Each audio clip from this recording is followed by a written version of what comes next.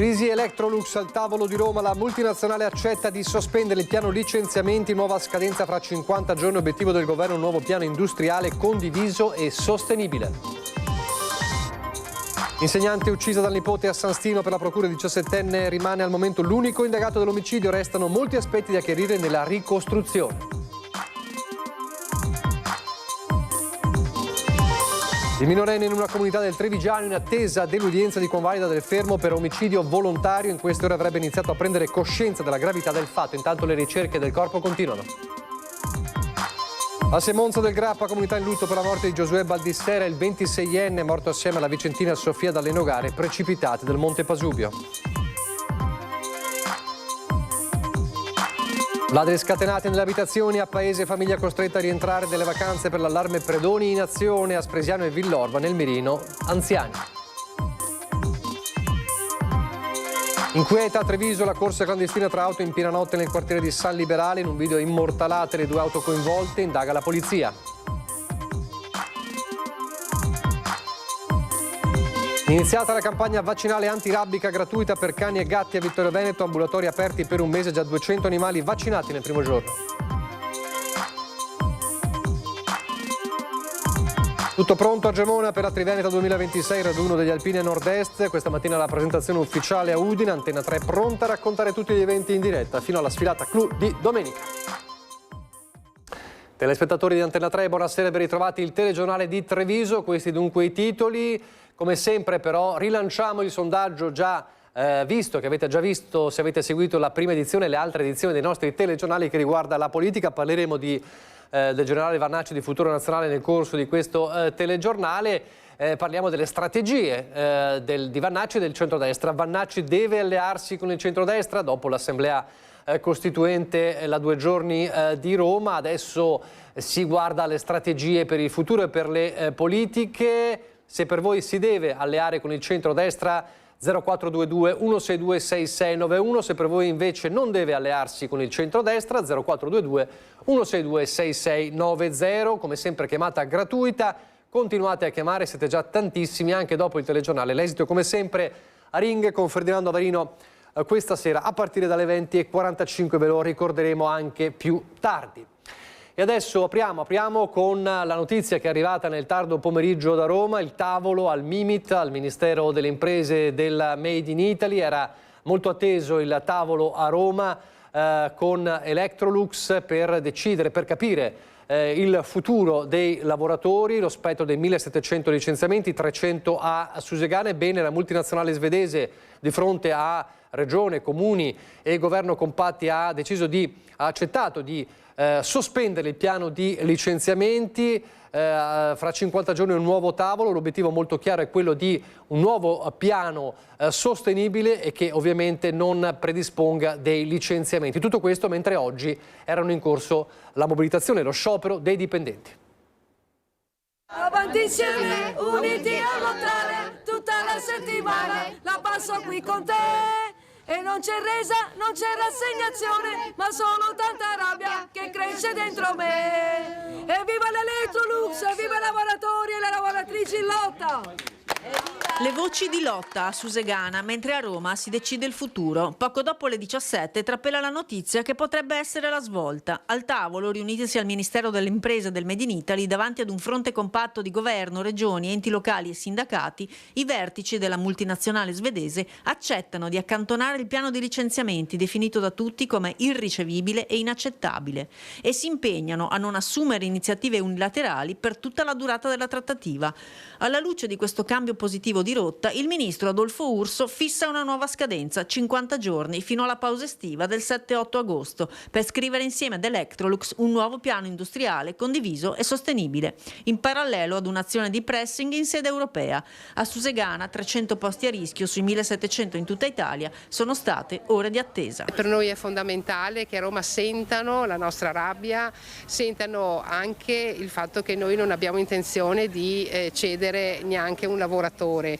e chiaramente neanche un diritto. E noi siamo qui per mantenere le nostre fabbriche, il nostro futuro e la produzione degli elettrodomestici in Italia, che ci darà la possibilità di continuare a lavorare. Le linee guida per il nuovo tavolo sono chiare: nessuna forzatura, nessun licenziamento, nessuna chiusura e nessuna trattativa parallela, a partire da possibili cessioni di quote, finché non sarà completato il percorso di incontri tecnici chiamato a definire una risposta alternativa alla crisi, che comporterebbe anche una crisi territoriale. È una battaglia che stiamo vivendo in tutto anche il territorio. Noi abbiamo sicuramente le istituzioni che ci supportano, ma per noi è fondamentale che i nostri colleghi delle altre fabbriche siano con noi, capiscono quello che stiamo facendo e lo facciamo insieme.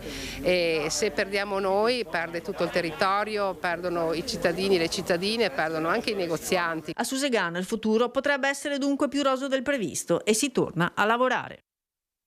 Vedremo che accadrà. E adesso con la cronaca a San Stino di Livenza, l'omicidio terribile di San Stino di Livenza, la 53enne uccisa dal nipote. Per la procura il 17enne resta l'unico indagato per omicidio volontario. Ci sono però ancora tanti aspetti da chiarire. Le immagini di alcune telecamere di videosorveglianza riprendono chiaramente il 17enne che spinge la carriola, confermando di fatto quanto ha confessato agli investigatori. Lo ha ribadito in queste ore il procuratore di Pordenone Pietro Montrone. Al momento, spiega, è escluso il coinvolgimento di terzi, ma ci sono delle esigenze di approfondimento che potranno essere effettuate solamente al rinvenimento della salma. Il 17enne dunque rimane per ora l'unico indagato, reo confesso dell'omicidio della zia Chiara Guerra, insegnante di 53 anni, accoltellata a morte e poi gettata nel canale. L'accusa gravissima, omicidio volontario. Ora il giovane si trova in una comunità per minori della provincia di Treviso. Chi lo ha visto prima del trasferimento nella struttura parla di un giovane che sta progressivamente prendendo coscienza della gravità del suo gesto. Dopo la consegna degli atti per la richiesta di convalida del fermo da parte della Procura dei minori di Trieste, ci saranno altre 48 ore per fissare l'udienza. Gli investigatori intanto continuano le indagini per ricostruire quei drammatici momenti quando il 17enne, dopo l'ennesimo litigio per questioni di eredità, tensioni che aleggiavano da tempo in famiglia, ha estratto il coltello e colpito a morte la zia. Teatro della mattanza la legnaia, la villa intera rimane sotto sequestro. I cittadini, ancora attoniti per questa tragedia, spiegano che proprio quella sera c'era la raccolta di rifiuti proprio nel ponto dove è stato gettato il corpo. Questo forse spiegherebbe perché la carriola con il telo che copriva il corpo della donna sarebbe passata inosservata. Ci sono però ancora molti punti da chiarire nella ricostruzione dell'omicidio. Un testimone avrebbe riferito di aver visto il padre portare il 17enne dal medico venerdì per delle ferite al braccio destro e una possibile contusione. A San Stino intanto resta fra tutti un nodo alla gola, lo sforzo per non piangere di fronte a tanta crudeltà. Sono cose che purtroppo nella società di oggi, io ho un nipote della stessa età, quindi può immaginarsi che cosa provo in questo momento. In queste ore è un pellegrinaggio continuo nella villa della vittima, amici, allievi e conoscenti. Dopo i primi fiori e messaggi lasciati dai suoi allievi sono stati portati altri omaggi ed altri biglietti, pensieri in ricordo della vittima. Ci sarà un momento di preghiera nella scuola media dove la 53enne insegnava. L'istituto ha deciso di concedere agli allievi che non se la sentono di spostare l'esame di terza media alla prossima settimana. Quanto sia fondamentale ritrovare il corpo per effettuare un'autopsia, l'abbiamo sentito nel servizio. Allora continuano le ricerche, anche oggi un'altra giornata di ricerche continuate finché lo ha permesso il maltempo che poi si è abbattuto in zona. A San Stino di Livenza proseguono senza sosta le ricerche del corpo della professoressa Chiara Guerra, 53enne, uccisa a coltellate dal nipote 17enne che ha confessato l'omicidio. Una vicenda che da giorni tiene impegnate le forze dell'ordine e i vigili del fuoco in un'attività di perlustrazione continua lungo l'area interessata. Anche nelle scorse ore è stato predisposto un dispositivo rafforzato dei vigili del fuoco con il reparto SAF impegnato insieme ai gommoni, sommozzatori e droni. In volo anche l'elicottero l'elicottero Drago, che sta seguendo il corso d'acqua fino alla foce, estendendo il monitoraggio verso il mare Adriatico. Le operazioni si concentrano in particolare sul canale Malgher, indicato dal 17enne come il punto in cui avrebbe gettato il corpo della zia e l'arma del delitto. A distanza di diversi giorni dei fatti, resta però concreta la possibilità che la corrente abbia spostato il corpo anche a chilometri di distanza dal punto indicato, rendendo lo scenario di ricerca ancora più ampio e complesso. Per questo il campo di intervento è stato ulteriormente esteso, con controlli che riguardano non solo l'alveo del canale ma anche gli argini, dove vegetazione fitta, tronchi e detriti trasportati dall'acqua rendono le operazioni particolarmente difficoltose. Le squadre stanno lavorando su più fronti, passando al settaccio ogni tratto accessibile, in una ricerca che resta aperta e in continuo aggiornamento.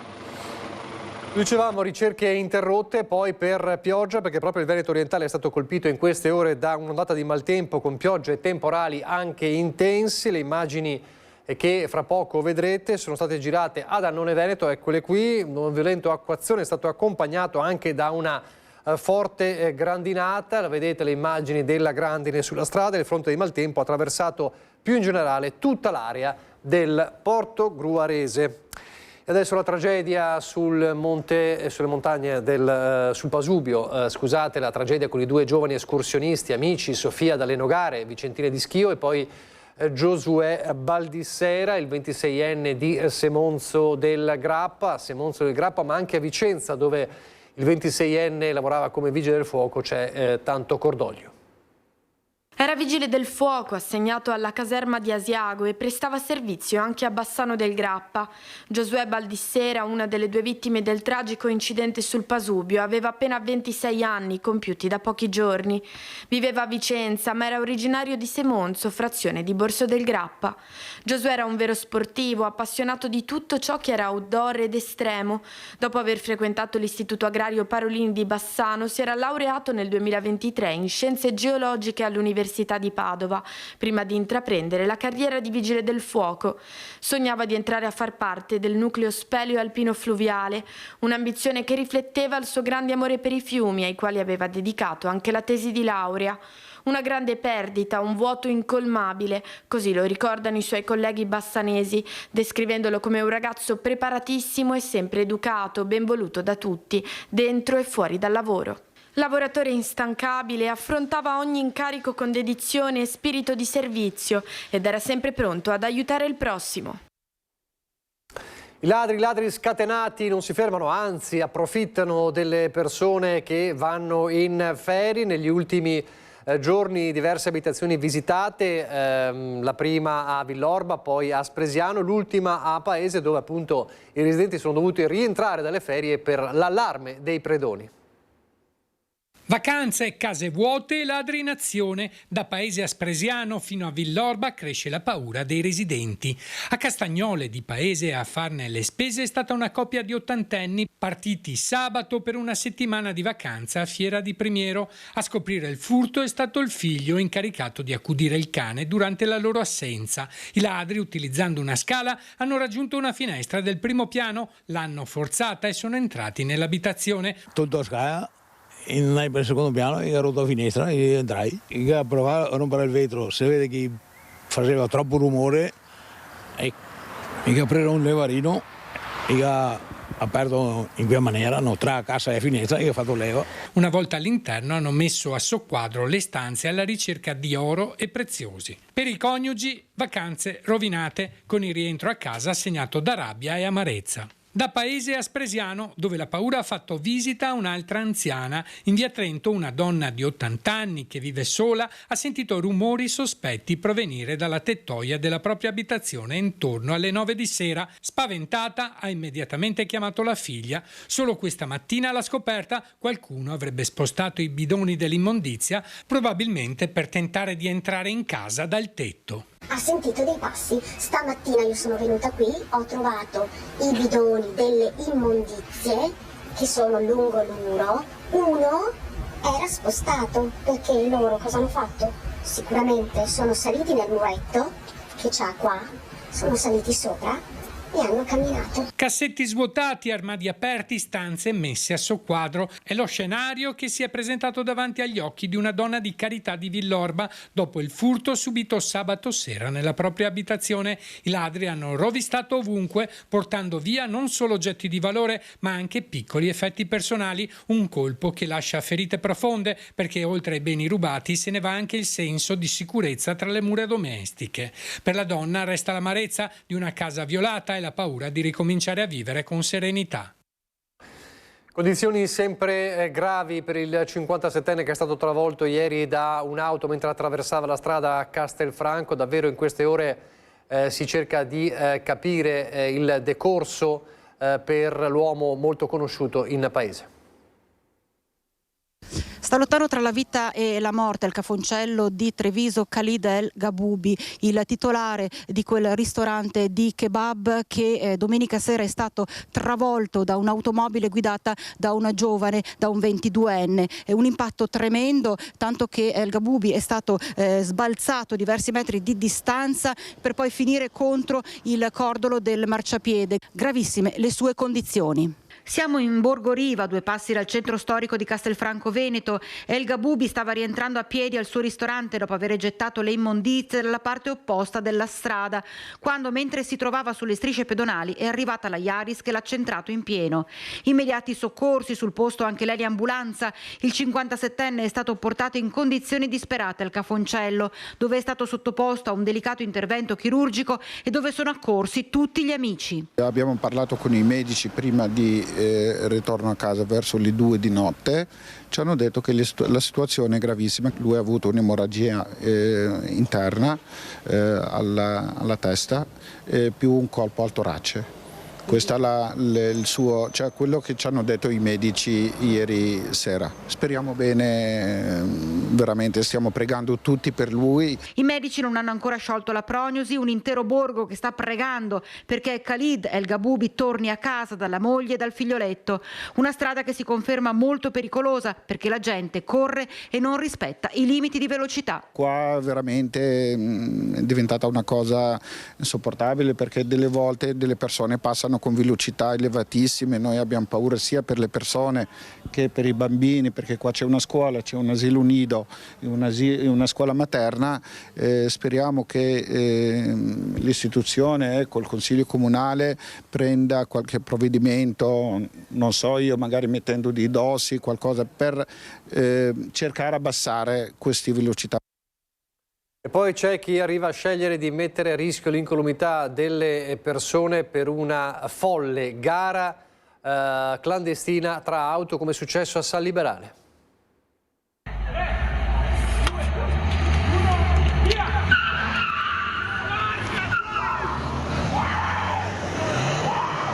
Il conto alla rovescia, poi il rombo dei motori e delle ruote sull'asfalto di via Tre Venezia a San Liberale. Una vera e propria gara clandestina, quella nel quartiere di Treviso, ripresa dai residenti. 2 auto, una BMW e una Ford Fiesta, lanciate in una sfida ad alta velocità tra i condomini, parcheggi e attraversamenti pedonali. Episodio non nuovo nella zona. Io ero in televisione e si sentiva e hanno preso la rotonda contromano. Che se veniva avanti uno era un frontale secco. Purtroppo la situazione è questa. Era da giorni che si sentivano rubare auto a forte velocità. Pensavo fosse via l'Europa io, sinceramente, però... I video girati consegnati alla questura fornendo anche il numero di targa della BMW coinvolta. Più difficile l'identificazione della Ford Fiesta, la cui targa non risulta leggibile nelle immagini. Gli inquirenti ora stanno passando al setaccio le telecamere di videosorveglianza della zona per risalire ai proprietari delle auto e ai responsabili della corsa clandestina. Chi organizza o partecipa a gare automobilistiche non autorizzate su strada rischia pene che vanno da 1 a 3 anni di reclusione, oltre a sanzioni economiche comprese tra i 25.000 e i 100.000 euro. A ciò si aggiunge anche la sospensione della patente fino a 3 anni. L'episodio, tra l'altro, arriva in una fase in cui il quartiere sembrava aver recuperato condizioni di maggior sicurezza. È una situazione abbastanza triste. Cioè, alla sera tutto fuori controllo, il villaggio fuori controllo, una volta non era così. Prima si andava la sera alle 11, 11:30, adesso che è caldo, a passeggio col cane, non c'è più nessuno adesso, non c'è più nessuno, vado giù io, qui. Faccio la ioletta, quella là e vado sopra. Non si sente sicuro? No.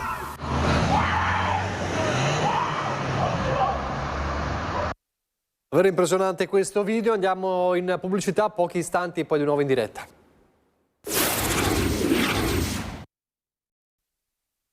Rieccoci in diretta, rivediamo il sondaggio di questa sera che riguarda il generale Vannacci. Il Futuro Nazionale deve allearsi con il centrodestra, queste le opzioni da scegliere, insomma, per le vostre telefonate. Allora parliamo di Vannacci, di Futuro Nazionale, non tanto però delle strategie politiche quanto per le parole sul femminicidio pronunciate proprio nella 2 giorni dell'Assemblea Costituente, parole che fanno discutere.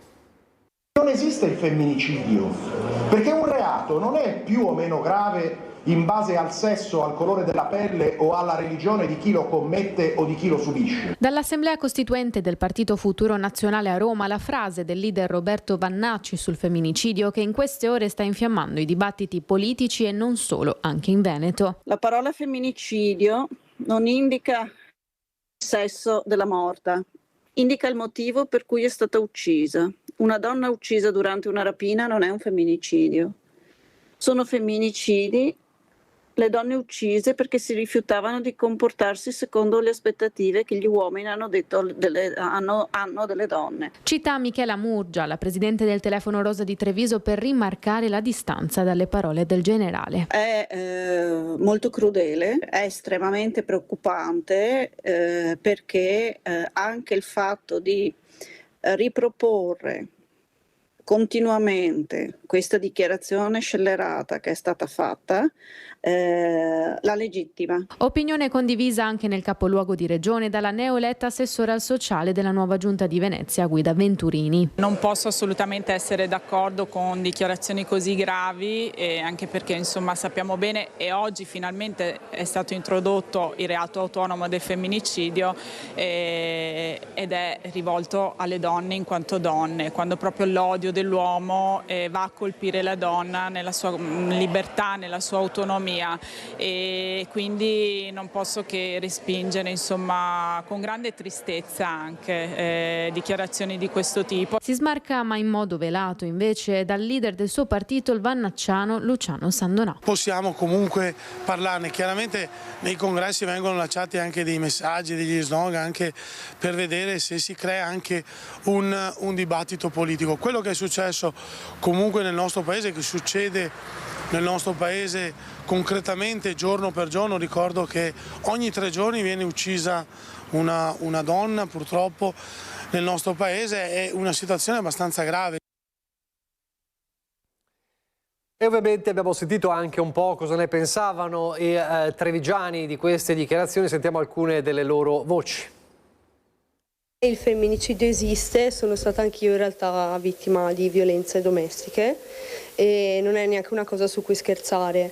Poi per carità che esistano anche casi al contrario, sono d'accordo, però la negazione di questa cosa secondo me non è insensata. Di Vannacci non me ne parli proprio, guardi, perché io di Vannacci non ho nessuna stima. Da come si presenta come persona non mi piace, quindi è meglio evitare, non dico niente, lasciamo, non vale la pena fare commenti. Imbarazzante in questo momento, sia quello che dice sia quello che penso io, quindi è meglio lasciar stare. Sì, ovviamente non posso essere d'accordo, come donna direi di no, visto che è stato anche definito come tipo di omicidio, per cui cosa possiamo dire?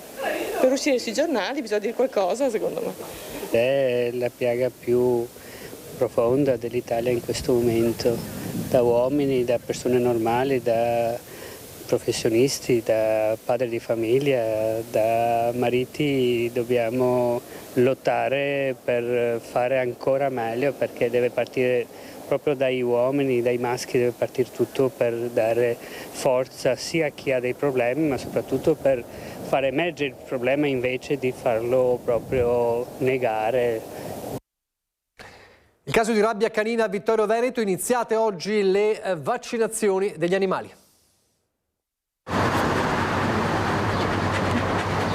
Dopo il caso di rabbia aggiunto Vittorio Veneto nei giorni scorsi, ecco la campagna di vaccinazione straordinaria sul territorio a carico dell'ULSS 2, un gesto necessario per proteggere gli oltre 5.000 animali da una malattia potenzialmente mortale. Assolutamente necessaria per la prevenzione, ricordiamoci la gravità che può portare la rabbia, che produce morte, e quindi diventa veramente importante seguire questa campagna vaccinale.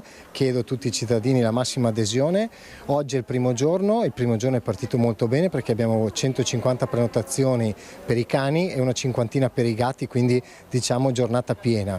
Abbiamo i 2 punti vaccinali che hanno 3 linee di vaccinazione, 2 dedicate ai cani e 1 ai gatti, quindi non abbiamo problema di organizzazione. 2 gli hub aperti dalle 8 alle 18 anche il weekend, uno in centro in via Vittorio Emanuele, l'altro a San Giacomo presso Prealpi Soccorso, e un impegno straordinario messo in campo da ULSS 2, Regione Veneto e Comune per fermare sul nascere qualsiasi rischio di diffusione. Io devo veramente ringraziare il direttore generale dell'ULSS, il dottor Bizzarri, e l'assessore regionale Gerosa per questo importante impegno che hanno preso nei confronti della cittadinanza della città appunto di Vittorio Veneto, perché appunto mettendo in atto la gratuità dei vaccini riusciamo a raggiungere sicuramente più persone e più animali, e quindi questo è un segno anche di attenzione verso la cittadinanza. Voglio anche ringraziare tutte le associazioni del volontariato, della protezione civile, che stanno naturalmente supportando questa azione, i veterinari dell'ULSS che stanno intervenendo.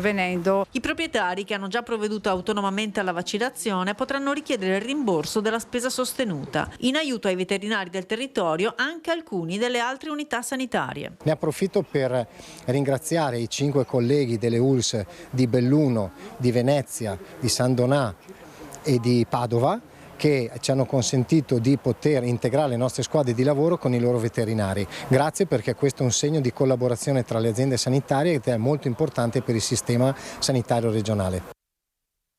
Si deve fare, anche se era a pagamento io lo facevo, appunto ero via, non ho potuto chiamare e allora ho aspettato adesso, visto che era gratis, ancora meglio insomma. Ha ritenuto giusta questa vaccinazione? Giusta, per forza, per quello che ha combinato, quella che si è portata il cane in quella maniera lì. Abbiamo dovuto farla, a parte che mi è successo anche anni addietro che è stata fatta una vaccinazione per l'antirabbica quando c'erano le volpi che giravano. Ne avevo un altro cane, sarà successo 15 anni fa, l'ho fatta anche quella volta e l'ho fatta anche stavolta, non è nessun problema, insomma. Credo sia, è stato giusto farlo, è stato sbagliato quello che ha fatto quella persona lì che ha portato il cane malato. Non si capisce come abbia fatto ad arrivare sta roba, ecco, tutto lì, con tutti i controlli che ci sono, le frontiere eccetera. Sì, assolutamente, per correttezza è giusto preservare tutti quanti e vaccinare, insomma. Andiamo nel bellunese. Con un'emergenza in Parete, allarme scattato per 2 alpinisti croati di 35 e 30 anni rimasti incrodati sulla cima grande di Lavaredo, incapaci di proseguire nella parte alta dello spigolo di Bona. I 2 rocciatori sono stati raggiunti dal tecnico di soccorso di Bolzano, sbarcato poco distante e spostati in un punto più agevole per il recupero. Una volta caricati a bordo, gli alpinisti sono stati lasciati a rifugio a Auronzo, quindi un dramma sfiorato grazie all'intervento di recupero. Sono ore cruciali intanto invece, e parliamo di trasporto pubblico. Per il trasporto pubblico bellunese, mercoledì in Regione dovrebbe andare in discussione la possibilità di unificare Belluno e Treviso. Dolomiti Bus e MOM diventeranno una cosa sola? Il trasporto pubblico bellunese e quello trevigiano verranno unificati come accadde per la Camera di Commercio e come hanno fatto anche alcuni sindacati? Questa sembrerebbe essere l'indicazione della Regione Veneto in discussione questa settimana e a cui si oppone il PD. Ci aspettiamo una proposta da parte della Giunta, non abbiamo ancora capito quale sarà. Per la verità nei giorni scorsi, nelle settimane scorse, si è molto discusso sulla prima proposta della Giunta regionale del Veneto dell'assessore Ruzza, che diceva di fatto l'unificazione del bacino di trasporto di Belluno con quello di Treviso. Per noi questa è una cosa assolutamente da scongiurare. Cosa accadrebbe del servizio di Dolomiti Bus se venisse integrato con quello di MOM? Gli utenti ne avrebbero un vantaggio o uno svantaggio? Unire il bacino di trasporto significa creare creare un'agenzia unica che gestisce il trasporto pubblico locale nel bellunese e nel trevigiano. Immaginatevi in un bacino così ampio quale sarà il peso politico di Belluno. Sarà ovviamente molto molto ridotto. Un passaggio che si ritiene potrebbe essere importante sarebbe l'adozione da parte della provincia di Belluno di un ordine del giorno che all'unanimità formalizzasse la contrarietà dell'ente all'ipotesi in oggetto. Se ci fosse un ordine del giorno congiunto votato da tutti che fortifica la posizione di contrarietà, penso possa essere una cosa positiva per tutti. Sta per arrivare la Triveneta degli Alpini a Gemona. Oggi la presentazione ufficiale, Antena 3 la seguirà in tutti i suoi eventi in diretta. Vediamo cosa hanno detto oggi le penne nere a Udine. Il partito ormai mancano pochi giorni, abbiamo spiegato a tutti i giornalisti e tutta la stampa e le televisioni il nostro programma. Con la conferenza stampa di presentazione ha preso il via la settimana delle penne nere in Friuli Venezia Giulia, che culminerà con la 3 giorni, 19, 20 e 21 giugno, con il raduno del terzo raggruppamento alpini del nord-est, comunemente chiamato Raduno Alpini Triveneto. La nostra emittente seguirà l'evento con una programmazione speciale a partire già da giovedì sera fino a domenica, quando ci sarà il passaggio della Stecca con Treviso. Sarà il raduno dei record per le varie concomitanze, in primis il ricordo del tragico terremoto del Friuli del 1976, con alpini non solo dal Triveneto ma da tutte le sezioni d'Italia che parteciparono agli 11 cantieri di lavoro voluti dall'ANA. Gemona è pronta, come il motto del suo glorioso battaglione, mai da Ur. No, siamo pronti in tutto, quindi cerchiamo di fare del nostro meglio, siamo convinti che sarà una grandissima adunata del Triveneto, perché anche ci saranno, come diceva prima, tutte le sezioni, le 63 sezioni che hanno operato dopo il terremoto per 3 anni, 76, 77, 78, per aiutare i fratelli friulani. Anche l'Associazione Nazionale Alpini presente in questo momento, dove l'amicizia, la fratellanza, l'emozione e l'alpinità uniranno Veci e Boccia. Questo cinquantenario del terremoto del Friuli, che rappresenta per gli alpini, ma non solo per gli alpini, una situazione che è stata veramente inimmaginabile a quell'epoca, con tanti volontari che hanno lavorato per la ricostruzione. Gli alpini hanno dato una mano nella fase delicata dei soccorsi e anche nella mirabile opera di ricostruzione per ridare fiducia e futuro a questa terra friulana che a 50 anni da quell'evento tragico ricorda i suoi morti, ma si mostra anche nella sua bellezza e nella sua voglia di futuro, che grazie agli alpini è diventata realtà. E non solo, è pronta ad accogliere le migliaia di penne nere che invaderanno pacificamente il territorio. Diciamo che il popolo degli alpini è un popolo sempre educato e quindi sa ben inserirsi nelle nostre comunità, che sono comunità rispettose ed accoglienti, quindi noi con grande amore, devo dire, perché credo che tutti provino grande amore per gli alpini, li accoglieremo, avranno gli spazi a loro dedicati, la città si aprirà a loro e si farà trovare pronto per questo grande evento. Grazie per averci seguito, arrivederci.